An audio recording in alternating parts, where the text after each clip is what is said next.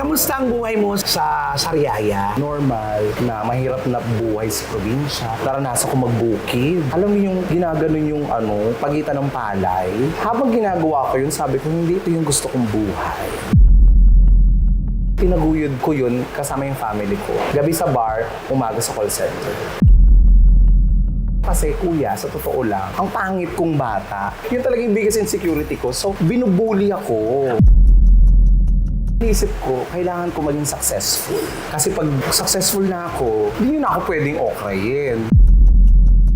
Tapos, nagpupunta din yung mga senior. Nanay Pepay, ganyan, sina Ate Jean. Nag-starstruck ako, na-intimidate ako. I thought I was doing it right.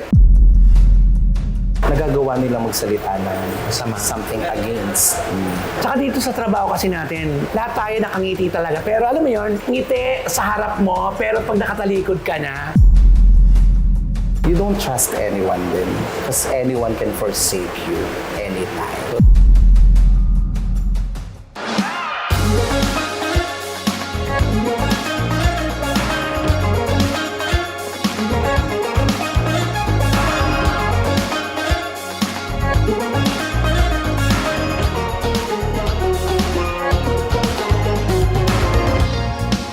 Dead ba ang nega? Dead ba ang bash? Dahil ang buhay ay chika-chika lang, ganon! hello mga kachika! Welcome to my vlog! And for today's video mga kachika, ako isa na naman pong kasamahan natin sa trabaho ang ating kikilalanin para makilala nyo na at baka napapanood nyo na siya. Ladies and gentlemen, welcome to my vlog, Shasha Ramirez!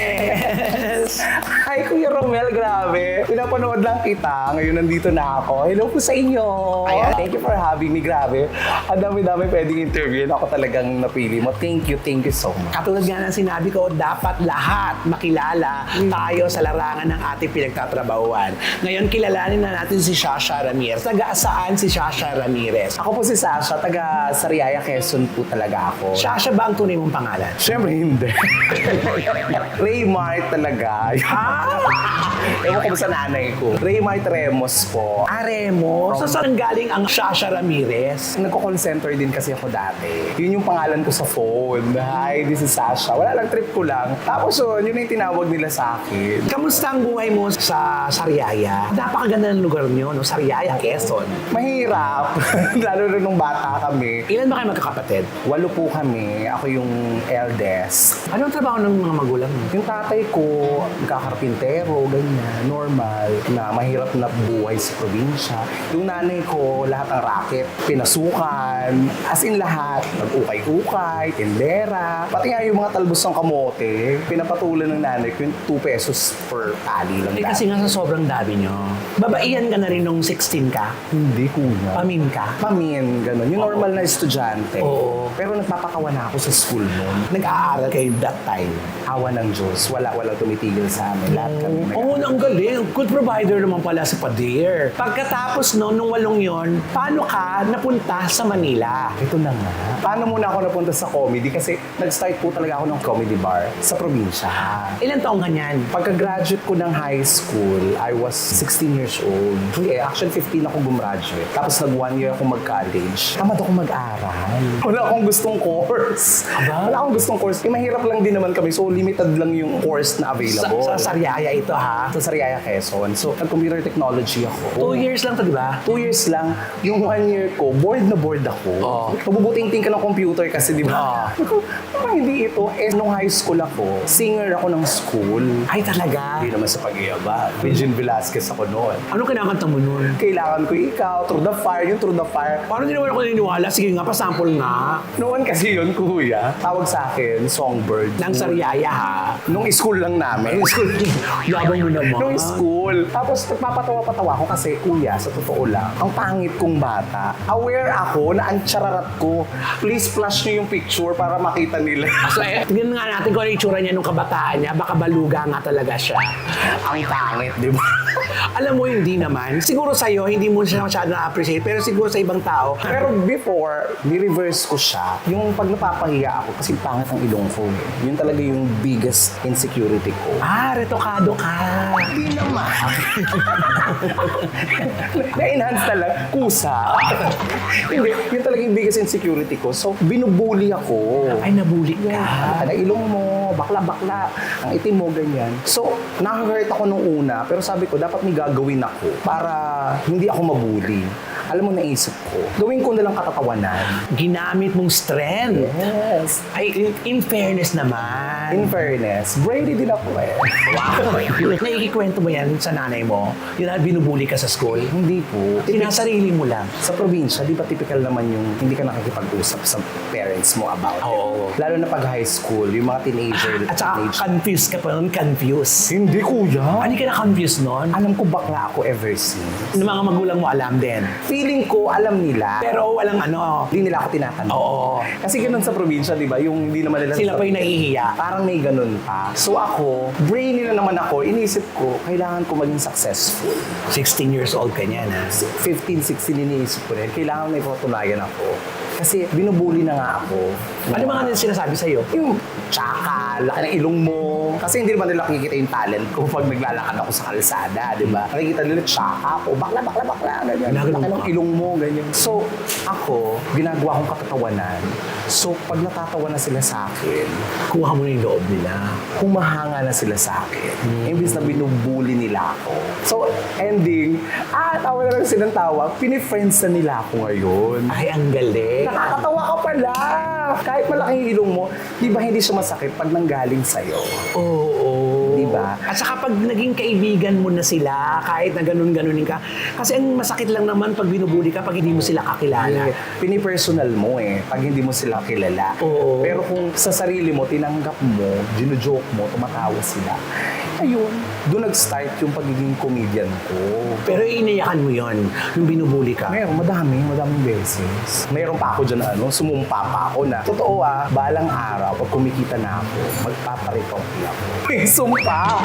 Totoo! May goal ka sa buhay. May goal-driven ako. Goal-driven. Hindi gold digger, ha? Hindi. Okay. Goal-driven ako. Ang una, yung gusto ko nga maging stand-up comedian. Tapos gusto ko maging proud yung family ko para makapag-out ako. Kasi pag successful na ako, hindi na ako pwedeng okrayin. Kasi tumutulong na ako Oo, at saka ang ganda din ang iniisip mo kasi alam mo talaga yung kahinaan at kay kalakasan mo, yun ang pinag-aralan mo Ngayon, paano ka nakapasok sa comedy bar sa Sariaya? Kasi parang nung high school ako, kinukuha ko ako sa mga fiesta, di ba? Nakita ko ng mga baklang taga-Sariaya sa parke. Ay, ikaw yung nagpapatawa dyan sa parke, di ba? Nakita kita. Wala pa akong TF noon. Kinukuha lang nila ako magpatawa dun sa municipality. Laban ako ng bayad. Tapos, may comedy bar na sa Lucena City. Ano pangalan nito? Natandaan mo? Super Sounds Comedy Bar. 2008, if I remember. I was 16 years old. Pero malaking bakla ako. Kaya pinayagan ka magtrabaho doon kasi bawal pa yun di ba? Hindi nila alam. Sabi nila may dalawang comedian na doon. Isang nagsisilindi yun, saka isang nagre-regine. Ay, Regina. Si Tara Diva, tapos si Ate Aya Anunciacion yung nagre-regine. Si Ate Aya, mahal ko yan. So sabi nila, sumama ka sa akin. Bukas, may set sila. Nanghiram ako sa nanay ko. Tanda ako, 50 pesos lang. Hindi ko sinabi magko-comedy bar ako. May pupuntahan lang po ako na parang event. At 50 pesos ang baon mo, ha? Kasi yung pamasahe papunta 20 sa bus, 20 rin pabalik. Nung nagpunta kami sa comedy bar, na-culture shock ako. Kasi first time ko po sa comedy bar. Pero papatawa na ako sa mga baryo. Pero iba pala yung comedy bar. So hindi ako nakakapagsalita. Ay, sumampa ka na that time. Pinasampa ako. Oo. Tapos, mukha akong paminta, dugyot, naka-ragged pants. So, kasi hindi ragged pants yun. Madumi lang talaga. Ang dumi kong bakla. Kung kasama ko si Tara, patawa-patawa. Hindi ako nakakapagsalita. Ang gagaling nila kasi. Tapos sabi nung may-ari after the show, Hindi ka naman magaling. uy, hindi naman. Anong sabi? Sabi niya, you have potential. Anong number mo? We will call you. Don't call us. Ay, applyan pala ito. Totoo. Sabi ko, ay, nakapasa kaya ako. Kasi wala akong masyadong ginawa. Alam mo sa sarili mo yun, di ba? Alam mo sa sarili mo kung hindi ka naka-effort, hindi ka nakapagbigay saya Alam mo yun, hinayang na hinayang ka. Nangihinayang ako. Sabi ko, kaya ko yun. After 1 week, tinawagan ako ng management. Sabi niya, mag-set ka na. 150 TF mo, okay lang ba? 150, kuna kong TF. 2008. Sabi ko, walang problema kasi passion ko to. Take note, nung graduation namin nung high school, kuya, di ba meron dong, I want to be a doctor, Ang a ambition. nurse. Meron dyan i-flash mo, I want to be a professional stand-up singer comedian. Yun nakalagay sa ano mo. Yes, i-flash nyo sa screen, eto. Okay mo naman, Sasha. So, ito na. Ano nangyari sa'yo unang gabi mo doon sa bar? Ang una kong pangalan, sabi nung may-ari, si Tito Nick yung unang may-ari. Ang tsaka mong bakla. Ano sabi sa'yo? Ang tsaka ko daw bakla. Tinatanggap ko, feeling ko compliment siya. Kasi pag comedian ka, tapos sinabing tsaka, feeling ko, you have something to offer. Yun yung thinking ko. At saka kasi dati, sa komedyante kasi extreme eh. Pag tsaka ka, pag maganda ka, pasok ka. Pero pag nasa gitna ka lang, hindi ka masyadong in. Either super tsaka mo, or sa super extreme ganda mo. mo. Oo, ganun yun. Oo, sabi nung may-ari, pwede ka mag-Jeko. Yun ang una kong name sa bar. Kaya ang taas ng boses ko, sino pinapanlaban? Birit ako ng birit. Tandang-tanda ako. Pinaset ako, nakapang-PE uniform ako. Pumapasok pa po ako noon ng Southern Luzon State University. Nakapang-PE uniform ako. Sabi ni Tara, punta ka dito, hinahanap ka ni Ate Ali. Ay. Kailangan niya ng kaset. Sige, nahali ka sa taas. Minake-upan niya ako. First time ko makadampi sa mukha ko nung pangmayamang Nichido. Pangmayaman ang Nichido noon, kuya. Kasi wala akong alam mag-makeup. Hindi ako marunong. Alam ko lang sa palengke, tag-50, 30, ganyan. Tapos sabi niya, sige, mag-show ka. Ako, pakitang gilas ako. May mga guests, tawa sila ng tawa sa akin. Pakitang gilas ako. I thought I was doing it right. Kasi tawa sila ng tawa. I thought yun yung comedy bar. And then yung pala nagtitake note siya habang nanonood siya. Si Aya. Tapos, sabi niya sa akin, basahin mo yan. Kakanta lang ako. Pagkatapos nun, nabasa mo na lahat ng mga comments niya. Na-improve mo ang sarili mo. In fairness, ang laking bagay nung sinulat niya. Yung 150 mo, hanggang 2 years yun. Ay, in fairness to me, nag-300 ako. In fairness. After few months lang, ang saya ko kuya. Kasi 5 araw is 1.5. Ang laking bagay nun for me. Sa mura mong edad. At first job ko. At gusto ko pa yung ginagawa ko. This is what I want to do. Kunin ako. Ano type ako sa'yo, be? Sorry. Hindi pala ako nag-i-English, no? Tapos, nawala yung bar na yun. Palipat-lipat ako. Sa Lucena din to. Lucena lang po, nag-head turners ako, nag-hydrogen ako. Yung mga sikat din yun doon. Hanggang sa nakilala ko yung ibang host doon. In fairness, natututo ako. Okay. Step by step. Sabi sa akin ni Ate Tara dati, tumatak sa akin. Sabi niya, feeling ko para sa'yo to. Kung para sa'yo to, dadalhin ka ni Lord doon sa gusto mo mapuntahan. Sabi ko, gagalingan ko pa ate. Kasi dati nakaranas din ako niyang bully-bully na ganyan ng mga host. Pero newbie kasi ako eh. Alam ko na balang araw, mapupunta rin ako doon. Napaka-positibo mo. Oh, in fairness. Anong ibig mo sabihin nung umiikot-ikot ka na sa Lucena na bar? May mga baklang darkness na sa'yo. May mga ganun din. Di naman mawawala yun kasi baguhan ka. Ganyan. Paano mo hinarap yung mga ganon? Ako dead na. Nonchalant. Wala pang nonchalant noon. Pero ako, sige po, okay lang po. Okay lang. Iwas ka na lang ganon. In fairness ang dami mo ng experience sa Lucena. Madami. Racket ko noon, 600. Tinakagat ko lahat eh. Ang saya ko na noon. 1.5 hanggang sa naging 3,000. Malaki na yon racket sa Lucena. Tsaka nagsisimula ka pa noon eh. Hindi mo pa alam ang kalakaran eh. Tapos, paano ka napadpad dito sa Maynila? Eto na nga. Audition ako sa The Library. Hindi ko Sino alam. ang nagsama sa'yo dito sa Maynila? Si Ate Aya din. Ang bait ni Aya. Pero hindi rin nagtagal. Kasi nga, wala naman akong kilala sa Manila. So, ang ibig mo sabihin, nung nag-library ka, bumalik ka ulit sa probinsya? Oo, parang isang agabi lang yun. Isang gabi nag-library ka tapos nag-audition ka. Opo. Ano sabi doon nag-audition ka sa library? Parang kukontakin ka, ganyan. Tapos wala na. So, anong pakiramdam mo? Siyempre, library na yon, di ba? Parang ultimate na yon, di ba? Pag nakapasok ka na, parang ito na magbubukas ng door. Wala din kasi akong choice kasi wala nga akong kamasahe, wala din akong ganun. Nakapunta ako Maynila dahil sa pagko-call center. Ito na, nag-BPO na ako. Para din siya comedy bar, na-apply mo din. In fairness, ang dami mo malulearn sa corporate. Oo, iba yun. Pwede Ibang mo- learning din yon. Pwede mo din i-apply kagaya ng bawal ka mali. Fairness, yun ang unang tinuro ni Ate Aya sa akin. Be professional, igalang nyo yung kasama nyo. So nadala ko yan hanggang bumalik ako ng comedy bar. Ilan taon ka muna sa call center? 5 years din ako. Ang tagal mo. So, nakalimutan mo ang comedy bar. Pero, tanda ko kuya, kasi love ko to eh. May comedy bar pa sa Lucena, nagko-call center ako. Pag weekend, bumabalik ako ng Lucena. O, doon ka nagko-comedy bar. Magkano ang TF ko? 500 na. Pang senior na yun doon. 500. Magkano yung pamasahe pamasahe ko sa bus, 500 din balik. Ang reason ko, 2 days kasi ako doon. Friday, Saturday, TF ko ng Friday, yun yung pamasahe ko. Then yung Saturday, yun yung parang sa akin na lang. At nakakauwi pa ako sa amin, sa Riyaya. Parang yun yung thinking ko, nung bata pa ako. Pero that time na kumikita ka na, tumutulong ka na sa pamilya mo. Opo, fairness, natanggap nila ako. Nakikita na nila, ay, nakakaambag na siya ng ganito. Hindi na nila ako tinanong. Hanggang sa pakonti-konti, naahit yung kilay ko. Nagkakabra na ako. Pero nasa ko din yung lalabas ka ng bahay, nakapanlalaki. Oh. Pagdating mo ng parke, nakadress ka. Eh, baon akong damit. Nagmi-misgay kami sa parke ng Sariaya. Tapos pag uwian na madaling araw, panlalaki ka ulit. Naranasan ko yung lahat. Pagkatapos nun, paano ka napunta, nakarir mo na, dire-diretso mo na ang comedy bar? Oo. Ilang beses na akong pinapaset dito sa Rapture, sa Cubao, 2015. Sino nagyaya sa iyo sa Rapture? Mga ka-office mate ko, ang tagal, siguro years, na pinapapunta nila ako doon, hindi nagtutugma sa schedule. Until may nagsama sa akin. Pumikot yung schedule ko, naging 10 p.m. yung out ko. Okay, so pwedeng-pwede. Hinila ako doon. Pagdating ko doon, napanood ko si Shining Shaina mo, you know her. Kaibigan ko na siya ngayon. Ang galing. Sobrang galing ni Shaina. At saka itong Rapture na to, in fairness, ito yung talagang dagsaan ng tao dun, dahil. Sila yung tuktok ng Cubao before. So, jumoin ako. 11 consecutive nights nandun ako. Jumajam ako doon. Okay. Hanggang naging close ko siya. Tapos lumipat siya ng Barrios Comedy Bar sa Betigo. Inaya niya ako. Sabi niya, halika na. Doon ko na nakilala yung sina Dax, sina Amay, yung mga friends ko doon. Doon na nag-start ulit. Magkano ang sweldo mo doon? 500. Pag weekend yata, 700. Hindi ko naman naiisip yun kasi ang saya. Love ko to eh. Ito yung passion ko talaga. Tapos, nagpupunta din yung mga senior. Sina Lai Pepay, ganyan. Sina Ate Jill. May starstruck ako. Nai-intimidate ako. Idol ko kasi ito mga to.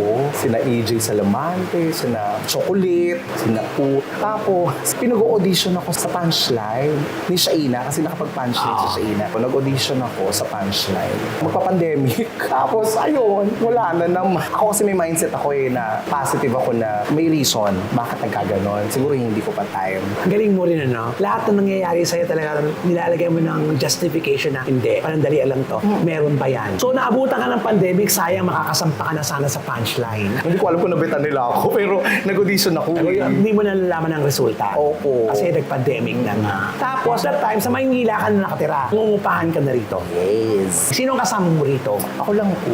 Solo lang ako.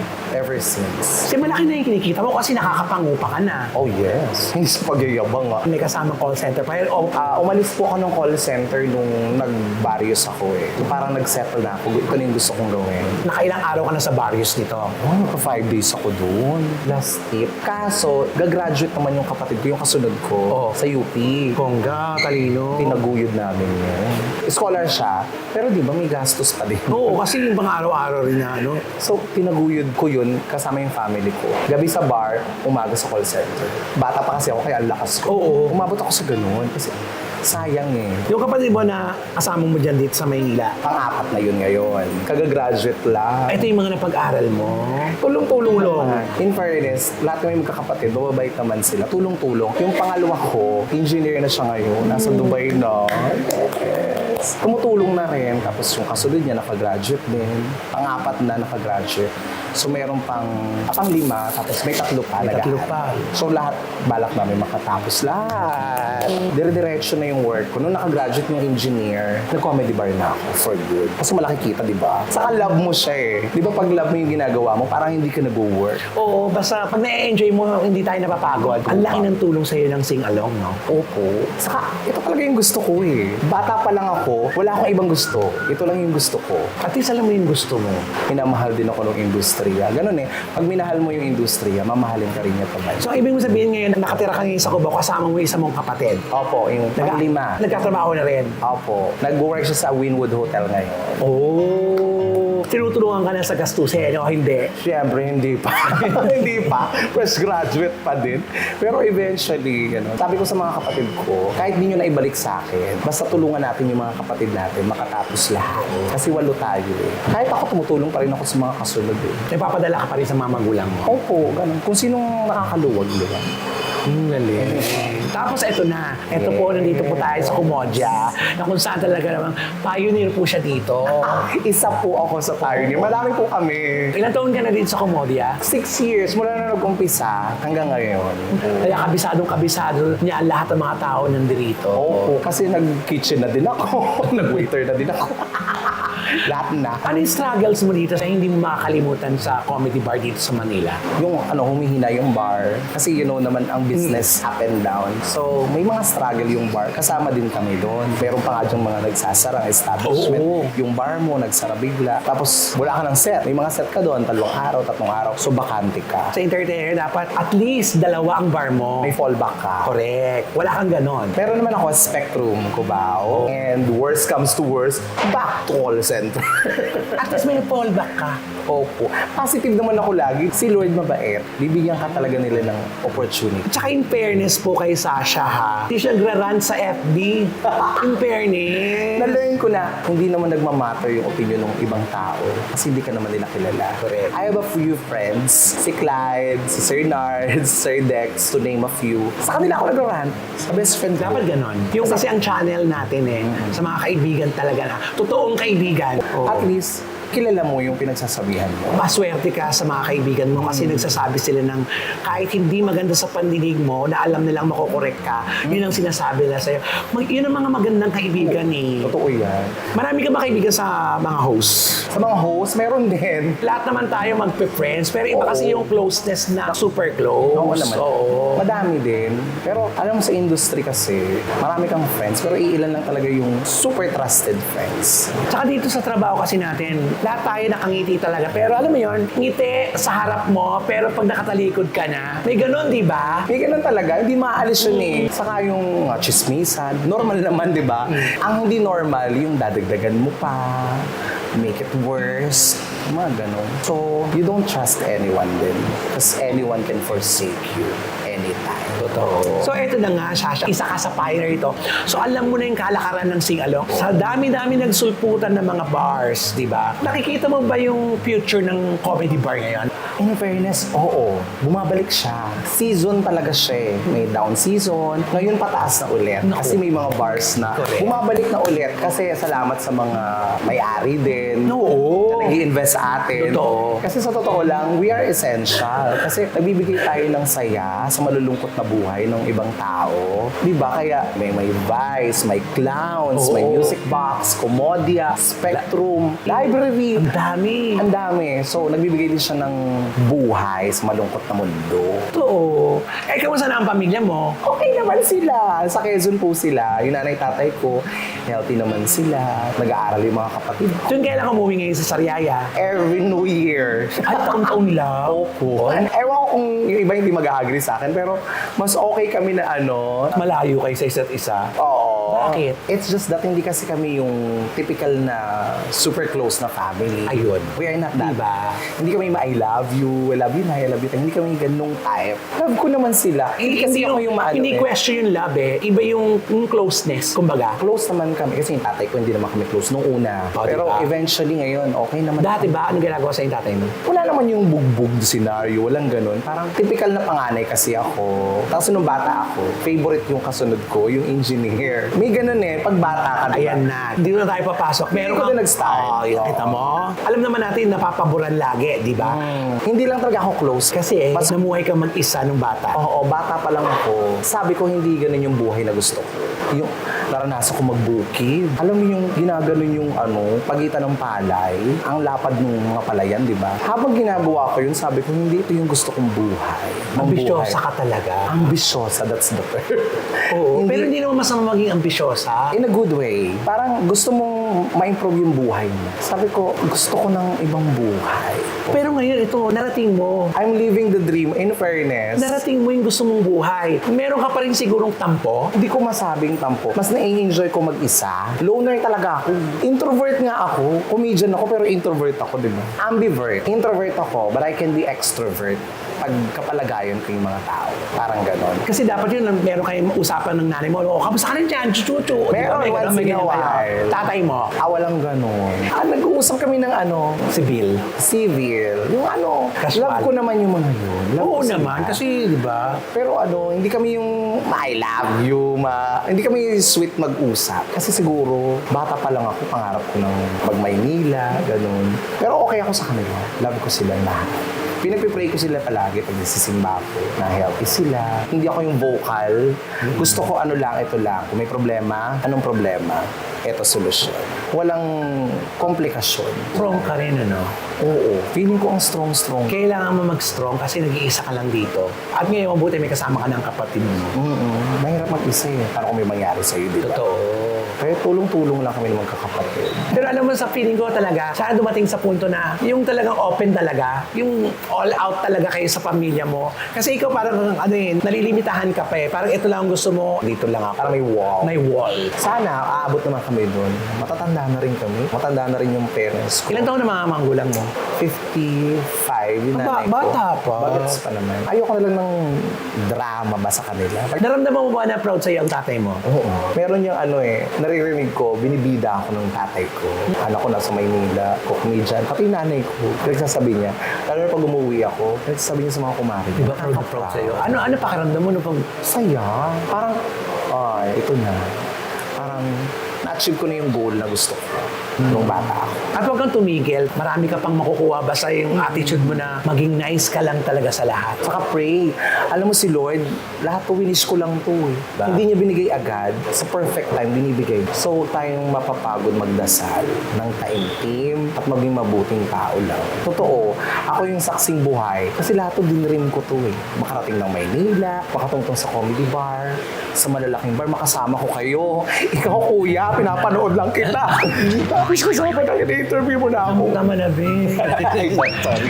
Diba? Dreams do come true. Ayan. At natatandaan mo parang nung umiyak ka ng bonggang-bongga na mag-isa. Recent, kasi parang na-feel ko may mga friends ako na tinuring kong super friends. Tapos nagagawa nilang magsalita ng Masama. something against me. Parang hindi ko matanggap kasi tinuring ko kayong kaibigan. Genuinely. Despite ng mga nasasabi niyo sa akin, friends pa rin turing ko sa inyo. Nakakarating sa'yo yung mga sinasabi nila. Oo. Sino nagpaparating sa'yo? Mga friends din na nakakasama nila. Katulad ng alin, ano yung iniyakan mo, ikinalungkot mo ng bonggang-bongga nung narinig mo yung salitang yun? Yung parang never again, parang ayoko na magtrust sa isang tao na parang siya pa yung binitray. Tapos sabi parang ako yun. Sabi ko dun sa nagsabi sa akin, baka naman hindi ako. Parang pangalan eh. Pero sa isip ko, syempre nag-ano ko, baka ako, nakalungkot. Pero alam mo, dapat communication. Ngayon, bibigyan kita ng chance. Alam ko mapapanood ka nila. Kung sino man sila, ano ang gusto mong sabihin sa mga tinuring mong mga kaibigan? Kaibigan ko pa rin sila at kaibigan niyo ako. Maniwala kayo sa akin. Hindi ako plastic. Iilan lang kayong tinuturing kong friends, lalo na sa industry. Kaibigan niyo pa din ako. Love ko pa din kayo. Alam niyo naman yun. Sana, iwasan na natin yung mga chika-chika. Chismisan, okay lang naman yun. Kasi ang pinag-chismisan natin, mga current events. Ay. Di ba? Pero yung kaibigan mo, di ba? Kahit hindi mo siya kasama, pagtanggol mo naman. Kasi yun din ang gagawin ko sa kanila. Oo, di ba? Sa kasakal. Alam nila yan. Iba ka rin talagang magmahal ng kaibigan, no? Kasi feeling ko, kasi nga hindi ako close sa family ko. Oo, totoo. Dito mo nahahanap yung ano. Kasi sila yung family ko. Tinuturing kong family yung mga friends ko. Misunderstanding, dumadating yan. Kasi nga pamilya kami, baka misunderstanding. It comes and it goes. At least, di ba, meron kang pamantayan sa buhay mo. Basta yung daan mo, yung diretso mo papunta sa goal mo, yun ang dinala mo, walang liko-liko. Hindi ako madaling maapektuhan. Which is maganda yan. Anong gusto mong sabihin sa tatay mo? Ay, sa tatay mo. Actually, hindi ko nga siya natatawag na papa.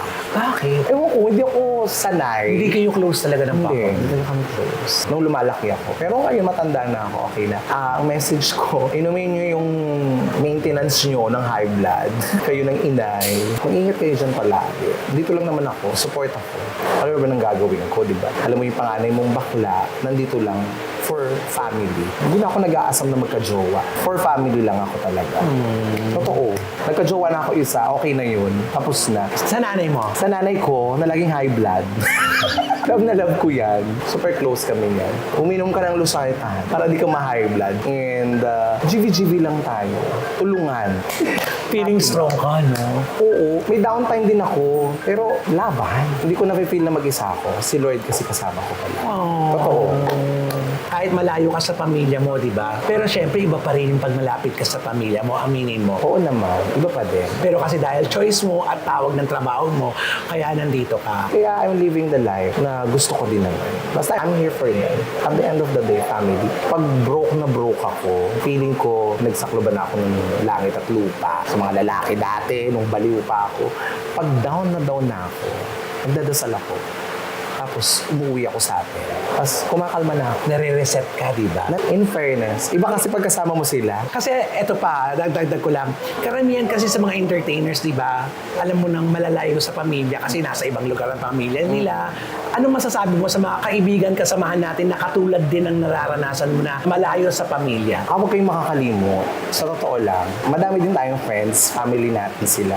Pero yung pamilya mo, nakadugo mo, totoo, nag-iisa lang, sila lang yan. Gusto ko din mapag-isa, pero kung family, lalaban naman ako ng patayan for family. So guys, huwag tayong makakalimot sa kanila. Tulungan natin, lalo na kung tayo yung nakakaangat. Tayo yung meron. Huwag tayong magdadamot. Pag pamilya, yung finokus mo, huwag ka magdamot sa pamilya mo. Ibabalik sa'yo ni Lord. Correct. At kahit na ano pa ang pinagdadaanan nyo ng pamilya nyo, no? Kahit, di ba? Basta alam mo, bukal sa puso mo ang pagtulong mo sa pamilya mo, okay yun. Totoo yun. Diba? Si Lord yung magbabalik sa'yo. Ang galing. Paladasal ka, no? Hindi ako pala simba, Pero paladasal pero ka. paladasal ako. Anong dinadasal mo lagi? Una, good health sa akin, sa family ko, sa mga pamangkin ko. Pangalawa, yung work ko, yung Kumoja, yung Spectrum, yung industry natin, pinagdadasal ko, na lumakas pa. Tayo-tayo lang to, maliit lang industriya. Isang araw nandito ka, isang araw nandun ka. Umiikot tayo eh. So, I'm praying na lumakas pa ang comedy bars, ang kilifin pa tayo, mga out-of-town shows. Yes! Kaya dadasal ko yan. Kasi sabi nila, may napanood ako, when you pray, you need to be specific. Kasi kahit anong gawin mo, kung hindi para sa'yo, hindi para sa'yo. At kahit anong mangyari, pag para sa'yo, harangan mo ng sibat para sa'yo. Perfect. Ha? Tama. And I, thank you. Perfect. Ganda. You're a fighter, girl. Pinagandaan ko to, Romel Chica Vlogs to. Maraming salamat. Thank you. Kaya nakilala na po natin si Shasha. At syempre sa mga kasamahan nating lahat na nakasama at makakasama nyo, at least hindi na mahirap para malaman nyo yung pinaghuhugutan ng bawat isa sa atin. Diba? Thank you, Kuya, for giving us this platform na makilala kahit pa paano. Thank you po. Imbitahan mo sila sa mga sets mo. Every Wednesday, Friday, and Saturdays dito po sa Kumoja Metro Walk. And every Sundays sa Spectrum Cubao sa Stanford Street. Thank you so much. Sana madami pang dumating na opportunity. Oh, thank you very much, Thank you, Shasha Kuya. Ramirez. So with that, mga kachika, sa aking vlog, Dead Mang Nega, Dead Mang Bash, dahil ang buhay ay chika-chika lang. Ganon. Chika-chika. Thank you. Thank you. Oh my God.